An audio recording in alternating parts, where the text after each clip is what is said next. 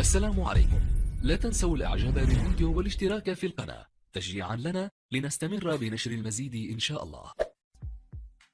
تعرض مهاجم منتخب فرنسا كيليان امبابي لإصابة قوية خلال مواجهة النمسا اليوم ضمن منافسات الجولة الأولى بالمجموعة الرابعة لبطولة يورو 2024. في الدقيقة 85 ارتقى مبابي لكرة عرضية برأسه، لكنه اصطدم بالمدافع النمساوي دانسو ليسقط كيليان غارقا في دمه ونزف من أنفه بعد الاصطدام بالكتف الأيسر للمدافع النمساوي.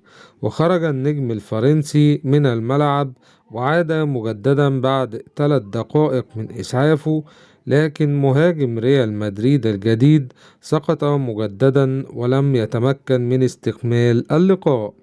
وأنباء عن إصابة كيليان امبابي بكسر في الأنف واستكمال البطولة بالقناع.